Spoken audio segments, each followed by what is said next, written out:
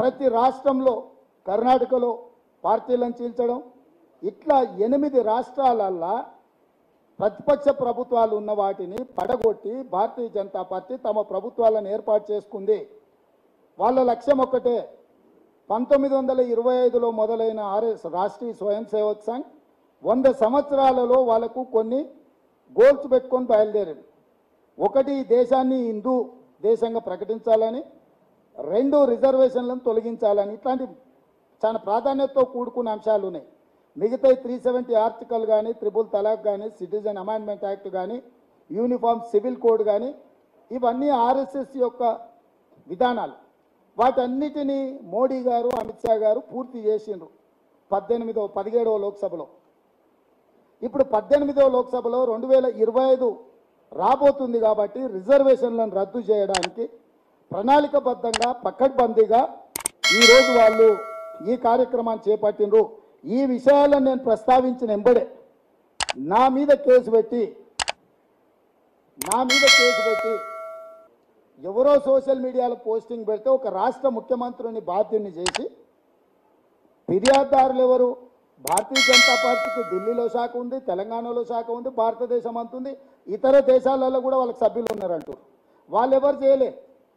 నా మీద ఫిర్యాదు చేసి MHA, minister of home affairs, government of India ఒక పార్టీ నాయకుడి మీద, ఒక ముఖ్యమంత్రి మీద ఫిర్యాదు చేసి నాన్ అవైలబుల్ సెక్షన్స్ పెట్టి ఆగమేఘాల మీద దేశ భద్రతకి ఏదో ముప్పు వచ్చినట్టు, దేశ స్వాతంత్రమే కోల్పోతున్నట్టు ఇప్పటికిప్పుడు వచ్చి నువ్వు రావాలని, ఇవాళ మా తరఫున మాకు సంబంధమే లేదని పోలీస్ స్టేషన్లో మా అడ్వకేట్ చేయడానికి పోతే, మా మహిళా అడ్వకేట్ పోతే హార్ష్గా బిహేవ్ చేశారు పోలీస్ స్టేషన్లో. అంటే మేల్ ఆఫీసర్ అబ్యూజ్ చేసిన మా అడ్వకేట్లను. అంటే ఢిల్లీ పోలీసుని ఎందుకు ఎన్నుకున్నారంటే, ఢిల్లీ పోలీసులు కేంద్ర హోంశాఖ కింద పనిచేస్తారు. వివిధ రాష్ట్రాలలో హోంశాఖ రాష్ట్ర ప్రభుత్వం పరిధిలో పనిచేస్తారు. ఢిల్లీ పోలీసు మాత్రమే కేంద్ర హోంశాఖ పరిధిలో పనిచేస్తారు. ఎన్సిటి, నేషనల్ క్యాపిటల్ టెరిటరీ కాబట్టి అక్కడ అర్బన్ డెవలప్మెంట్ మినిస్ట్రీ అండ్ హోంశాఖ, కేంద్ర హోంశాఖ, కేంద్ర అర్బన్ డెవలప్మెంట్ మినిస్టర్ కింద ఉంటాయి ఈ 2 శాఖలు. అంటే రాష్ట్ర ప్రభుత్వానికి సంబంధం ఉండదు. అందుకోసమని కేంద్ర ప్రభుత్వంలో పనిచేసే పోలీసు యంత్రాంగం, ఢిల్లీ పోలీసులు అమిత్ షా గారి నియంత్రణలో పనిచేసి అక్కడ హోంగార్డును ట్రాన్స్ఫర్ చేయాలన్నా అమిత్ షా గారే చేయాలి. ఇవాళ ఆ పోలీసులను ప్రయోగించి నా మీద ఒత్తిడి తీసుకొచ్చి ఎన్నికల ప్రచారం చేయకుండా అడ్డుకోవాలనే కుట్ర జరుగుతుంది. ఇదే కాకుండా ఇంకొన్ని ఆధారాలను నేను మీ ముందు పెట్టదలుచుకున్నాను. కేంద్ర మంత్రి అనంత్ కుమార్ హెగ్డే మోడీ మంత్రివర్గంలో cabinet minister, union cabinet minister. ఎప్పుడైనా 2017లో ఆయన ఇచ్చిన స్టేట్మెంట్ ఏంది?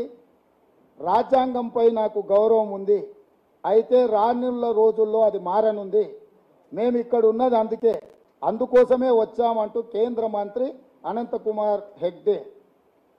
అంటే మేము వచ్చిందే రాజ్యాంగాన్ని మార్చడానికి, మేము ఇక్కడ ఉన్నదే రాజ్యాంగం మార్చుతాం, తొందరలోనే రాజ్యాంగం మారుస్తామని, రాజ్యాంగాన్ని మార్చడానికే వచ్చామని అనంత్ కుమార్ హెగ్డే నరేంద్ర మోడీ గారి మంత్రివర్గంలో ఉన్న మంత్రి 2017లో స్టేట్మెంట్ ఇచ్చిండు. వీరే కాదు,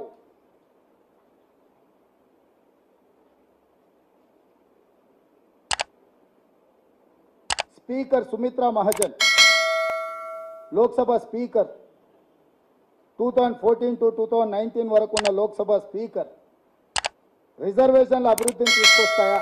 స్పీకర్ సుమిత్రా మహాజన్ కేవలం సామాజిక సమానత్వం కోసం అంబేద్కర్ అప్పట్లో రిజర్వేషన్ల వ్యవస్థను ప్రవేశపెట్టారు. అది 10 ఏళ్ల వరకు మాత్రమే ఉండాల్సి ఉన్నా ప్రభుత్వాలు 10 ఏళ్లకోసారి పెంచుకుంటూ వస్తున్నాయి. రిజర్వేషన్లు దేశాన్ని అసలు అభివృద్ధి పరుస్తాయా అని సుమిత్రా మహాజన్ అనుమానం వ్యక్తం చేశారు. అంటే లోక్సభ స్పీకర్, నరేంద్ర మోడీ గారు ప్రధానమంత్రిగా ఉన్న లోక్సభ స్పీకర్గా పనిచేసే సుమిత్రా మహాజన్ గారు రిజర్వేషన్లను వ్యతిరేకించుకుంటూ రిజర్వేషన్ల గురించి మాట్లాడింది. వీరే కాదు, వైద్యన్ మళ్ళీ కూడా 2017లో కూడా ఆర్ఎస్ లీడర్ మన్మోహన్ వైద్య ఏమన్నాడు ఆయన? The cost based reservation must end at some point and everyone should get more job opportunities. అంటే క్లియర్గా వీళ్ళందరూ వాళ్ళకి సంబంధించిన వాళ్ళు, ఆర్ఎస్ఎస్ బీజేపీకి సంబంధించిన వాళ్ళు రిజర్వేషన్లను రద్దు చేస్తామని విస్పష్టంగా ప్రణాళికబద్ధంగా ఒక ఎజెండాను తీసుకొని ముందుకెళ్తున్నారు.